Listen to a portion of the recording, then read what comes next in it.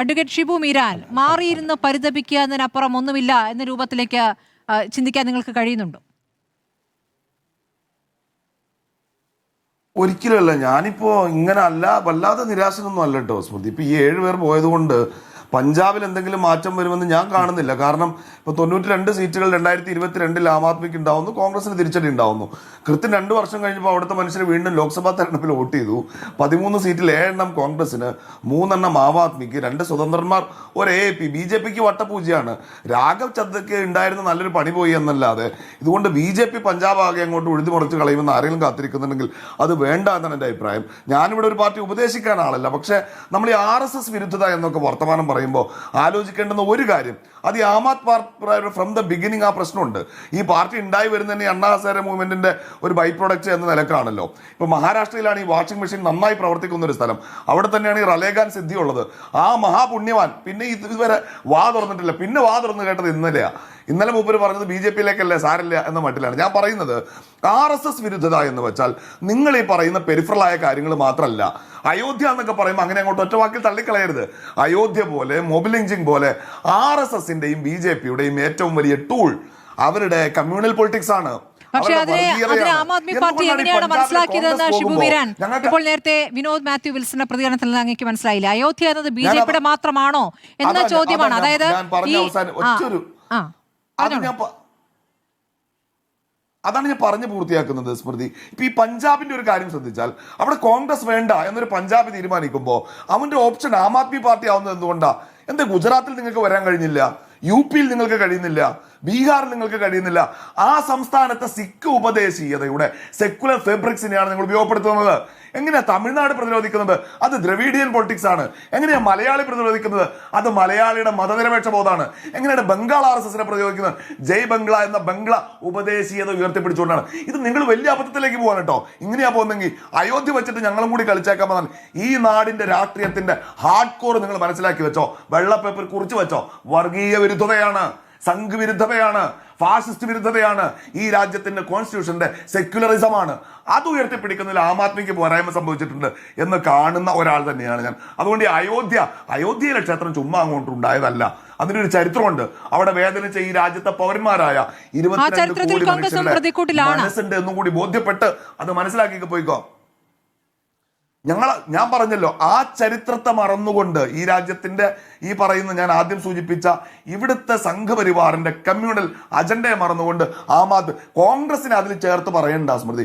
രാഹുൽ ഗാന്ധിയൊക്കെ ഇന്ത്യയിലെ RSSന്റെ വർഗീയ അജണ്ടയ്ക്കെതിരെ ശക്തമായ നിലപാട്, അതിന്റെ ഒന്നും 7 അയൽപ്പക്കത്തി അരവിന്ദ് കെജ്രിവാൾ വരാനേ പോകുന്നില്ല.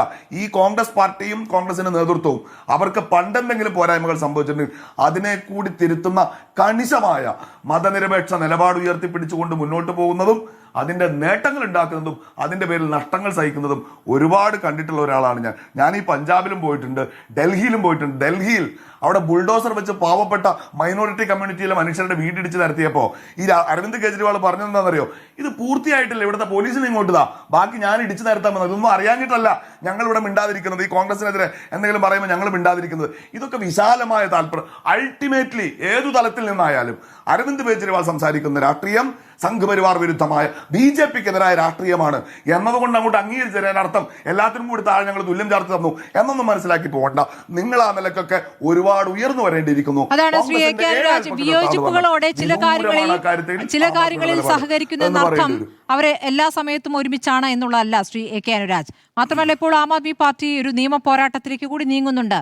അതിലും പരാജയപ്പെടും എന്ന ആത്മവിശ്വാസം നിങ്ങൾക്കുണ്ടോ? ഇനി രാഷ്ട്രപതിയെ പോയി കണ്ടാലും ഒരു മാറ്റവും ഉണ്ടാകാൻ പോകുന്നില്ല എന്നുള്ള ആത്മവിശ്വാസം ഉറപ്പായിട്ടും നിങ്ങൾക്കുണ്ടാകും.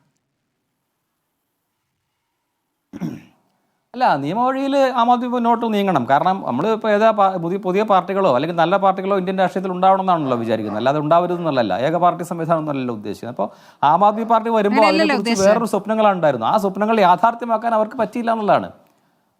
എന്താണ് ഏക പാർട്ടി സംവിധാനം ആലോചിക്കുന്നില്ല അല്ലേ? അപ്പോൾ അരവിന്ദ്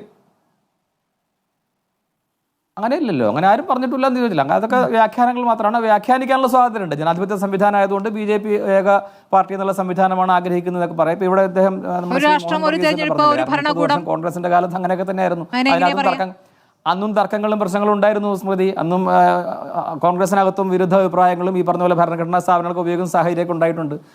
ഗാന്ധിജി നെഹ്റുവും തമ്മിൽ തർക്കം ഉണ്ടായിരുന്നില്ലേ, നെഹ്റുവും പട്ടേലും തമ്മിൽ തർക്കം ഉണ്ടായിരുന്നില്ലേ? അപ്പോൾ അതൊക്കെ ഉണ്ടായിട്ടുണ്ട്. അന്ന് മന്ത്രിമാർ രാജിവെച്ചിട്ടില്ലേ? അപ്പോൾ ആ സാഹചര്യമൊക്കെ എന്നുണ്ട്. നമ്മൾക്ക് ഇന്നത്തെ സാഹചര്യം വരുമ്പോൾ നമ്മൾ ഒന്നുകൂടെ അതിനെ വളരെ ഗൗരവത്തിലെടുക്കുന്നു. ആ ഗൗരവത്തിലെടുക്കുന്നതിലും തെറ്റൊന്നുമില്ല. പക്ഷേ ആം ആദ്മി പാർട്ടിക്ക് പറ്റിയ പ്രശ്നം എന്ന് വെച്ചാൽ ആം ആദ്മി പാർട്ടി ആ രീതിയിലൊന്നും മുന്നോട്ട് പോയില്ല. നമ്മളിപ്പോൾ നേരത്തെ അതൊന്നും ചർച്ച ചെയ്തില്ല എന്നുള്ളേ ഉള്ളൂ. നമ്മൾ ആലോചിച്ച് നോക്കണം, ജയിലിലിരുന്ന് മുഖ്യമന്ത്രിയായിട്ടിരുന്നിട്ടുള്ള ആളാണ് അരവിന്ദ് കെജ്രിവാൾ. നമ്മളൊന്ന് ആലോചിച്ച് നോക്കണം, ജയിലിലിരുന്നുകൊണ്ട് മുഖ്യമന്ത്രി സ്ഥാനത്ത് നിൽക്കുക. അത് എങ്ങനെ അഴിമതിക്കെതിരെ ഞാൻ മനസ്സിലാക്കുന്ന ഈ ജൻ ലോക്പാൽ ബില്ല് പെട്ടെന്ന് തന്നെ അഴിമതി കേസുകൾ തീർപ്പാക്കണം എന്നൊക്കെയായിരുന്നു അതിൻ്റെ ഒരു ആവശ്യം. അപ്പോൾ അത് പ്രകാരം തീർപ്പാക്കണം എന്ന് പറഞ്ഞ ഒരു മന്ത്രിസഭ വന്നിട്ട് ആ മന്ത്രിസഭയ്ക്ക് നേതൃത്വം നൽകുന്ന ആൾ ഇങ്ങനെയൊക്കെ ചെയ്യാന്ന് പറഞ്ഞാൽ എങ്ങനെയാണ്? പിന്നെ ഈ പറഞ്ഞ പോലെ തന്നെ ആം ആദ്മി പാർട്ടിയിലുള്ളവർ സമ്പത്ത് ഉണ്ടാക്കിയിട്ടുണ്ട്. ഇപ്പോൾ ഇവിടെ പറഞ്ഞല്ലോ, രാഘവ് ചദ്ദയുടേത് വലിയ കെട്ടിടമെന്ന് പറഞ്ഞില്ലേ, മറ്റേ കൊട്ടാരമാണെന്ന് പറഞ്ഞില്ലേ? BJP ആണോ അത് കൊടുത്തത്? അല്ലല്ലോ. അപ്പോൾ അത് ആം ആദ്മി പാർട്ടി അത് നിരീക്ഷിക്കണം, അത്തരം കാര്യങ്ങളെ നിരീക്ഷിക്കണം. വ്യവസായിയുടെ അടുത്ത് റെയ്ഡ് വരുമ്പോൾ വ്യവസായി എന്തിനാ പേടിക്കുന്നത്? വ്യവസായ സ്ഥാപനങ്ങളുടെ റെയ്ഡ് ഉണ്ടാകുമ്പോൾ സ്വാഭാവികമല്ലേ? അപ്പോൾ അതിനകത്ത് എല്ലാം റെയ്ഡ് എന്ന് പറഞ്ഞ അന്വേഷണം മാത്രമാണ്. റെയ്ഡ് അന്വേഷണം മാത്രമാണ്. ആ അന്വേഷണത്തെ നേരിടുക എന്നുള്ളതാണ്. കഴിഞ്ഞില്ലേ? അവിടേക്ക് എത്തിക്കഴിഞ്ഞാൽ കഴിഞ്ഞില്ലേ? അങ്ങനെയൊന്നും പറയാൻ പറ്റില്ല. അങ്ങനെയൊക്കെ പറയാൻ പറ്റും. അങ്ങനെ അല്ലാത്ത ഒരു ഉദാഹരണം അങ്ങനെയൊന്നും പറയാൻ പറ്റില്ല. ഉദാഹരണം അത് പറഞ്ഞിട്ട് അവസാനിപ്പിക്കാം. BJP-യിലേക്ക് വന്ന ഞാൻ നല്ല ഉദാഹരണം നേരത്തെ പറഞ്ഞു. ഞാൻ നല്ല ഉദാഹരണം നേരത്തെ പറഞ്ഞു. കേരളത്തിലെ നമ്മുടെ ഈ സ്വർണ്ണക്കടത്ത് കേസ് അന്വേഷിച്ചു, കേന്ദ്ര ഏജൻസികൾ എല്ലാം അന്വേഷിച്ചു, ചോദിച്ചത്. അല്ല, അങ്ങനെ അതിലും നല്ല മറുപടി അല്ലേ ഞാൻ തന്നത്? ഈ ഇടതുപക്ഷ സർക്കാരിനെ രക്ഷിക്കുന്നു എന്നല്ലേ BJP? അത് മറ്റൊരു രാഷ്ട്രീയ വിമർശനമാണ്. മനസ്സിലായില്ല. അതെനിക്ക് മനസ്സിലായില്ല.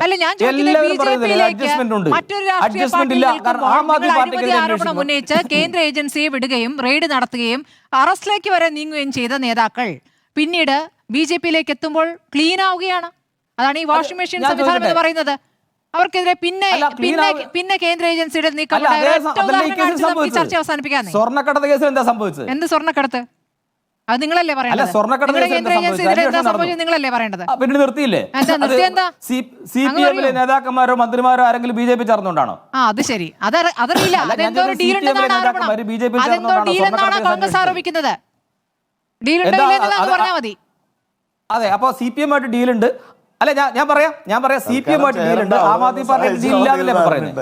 ഞാൻ ചോദിക്കട്ടെ, ആം ആദ്മി പാർട്ടി BJP-യുടെ B ടീമാണോ ഇപ്പൊ ചോദിച്ച സ്മൃതി തന്നെയല്ലേ? ഈ ചർച്ച തന്നെ പറഞ്ഞല്ലോ, ഈ റെയ്ഡും അന്വേഷണവും ഒക്കെ തുടരുമെന്ന് പറഞ്ഞുകൊണ്ടാണ് ഞാൻ ഇത് വീണ്ടും ചോദിച്ചത്. അങ്ങനെ തുടർന്ന ഒരൊറ്റ ഉദാഹരണം പോലും അങ്ങേക്ക് ചൂണ്ടിക്കാണിക്കാൻ പറ്റില്ല. നമ്മുടെ സമയം പോകുന്നത്.